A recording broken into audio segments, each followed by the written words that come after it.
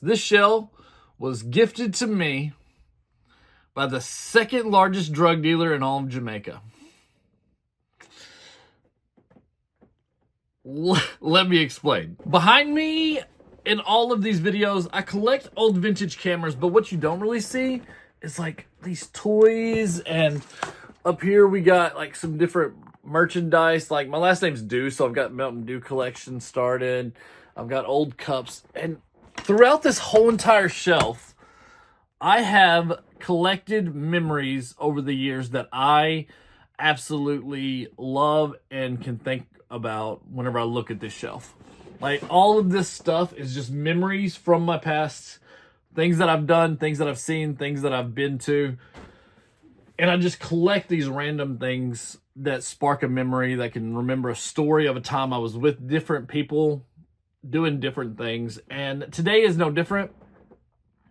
I found this shelf as I was dusting this. I was dusting this because I was cleaning everything, like I've told you in the last couple of videos. Oh yeah, by the way, today's day 20. Congrats on making it 20 days. I love a good even number like 20.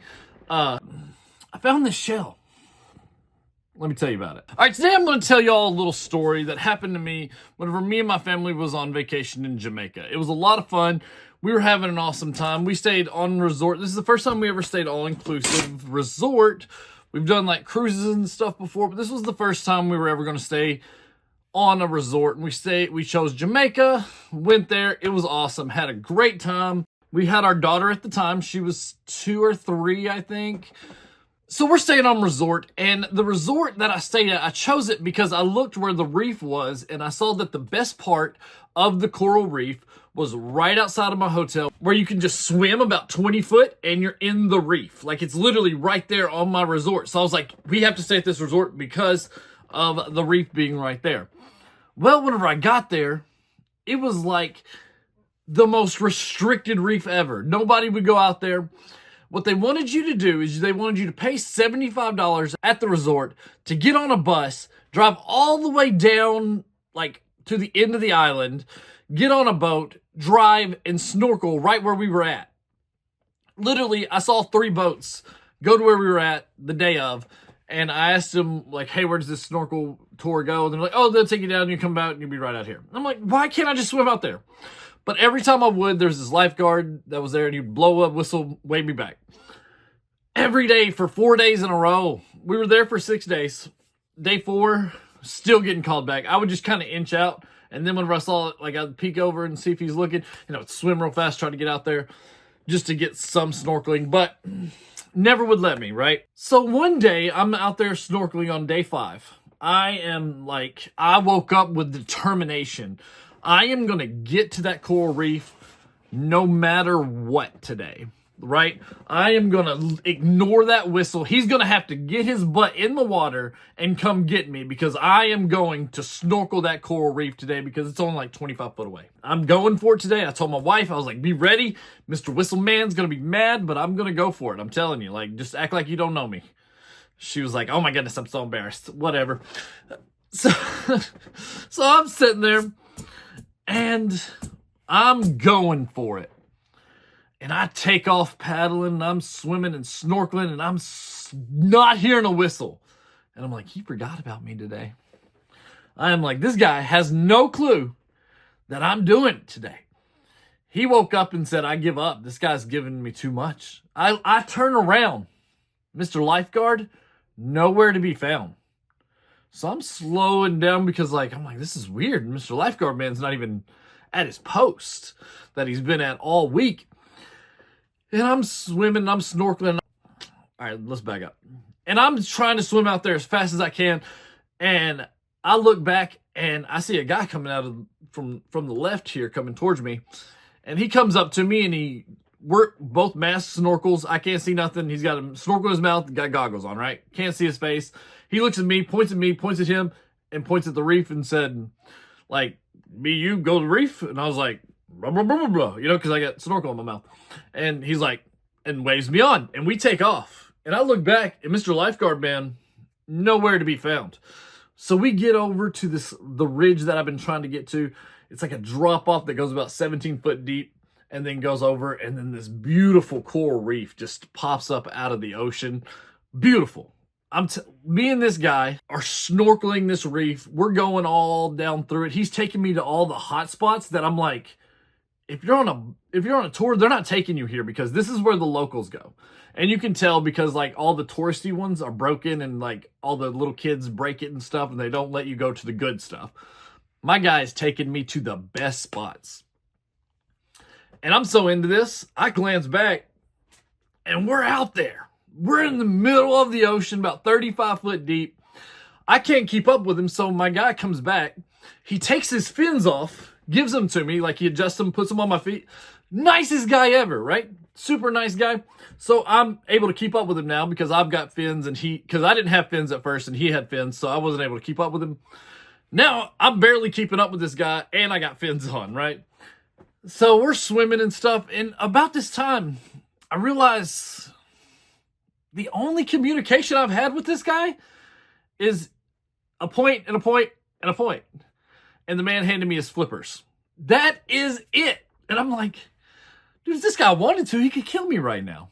And I would never, ever, no one would ever know. And this guy could totally get away with it. And that was just a random thought that popped in my head. And I was like, hopefully that doesn't happen. And about that time, my guy dives down. Like I said, we're about 35 foot deep. He's swim down, picked this shell up off the bottom of the ocean. It was placed on a rock perfectly. I almost guarantee he found this for me or for whoever he was going to get to that day to snorkel with him. So I was like, man, that was set up for sure, but it's a cool shell. I'm going to shove it in my pocket, take it home with me. And we take off snorkeling. Finally, we're about halfway down. And he's like, all right, time to go back. And starts pointing me back. And I was like, let's go. This was awesome. Thank you for, like, I take my snorkel. I was like, dude, this is awesome. Thank you so much. And he just kind of nodded. And we snorkeled back. We're on the way back, and he takes me through the shallow. And he's flipping over these rocks as we go, right? Like I've said, this guy hasn't said a word to me except for, like, pointing, nodding, you know, just snorkeling communication. He's just flipping over rocks. I mean, this is a little odd. But I'm just watching to see what he does. He flips over one. And this octopus that is about, the head is like this big. He picks it up real quick and it attaches to his arm and it's like going down and it's like huge. Like it goes all the way down to like his elbow. And he's like showing me it. He's like, he kind of pulls the tentacles off and let him suck back to his arm. He points at the thing, points at me. And I'm like, yeah, I want to hold it. So I'm holding this octopus and just looking at it. And I'm like, man, this is beautiful.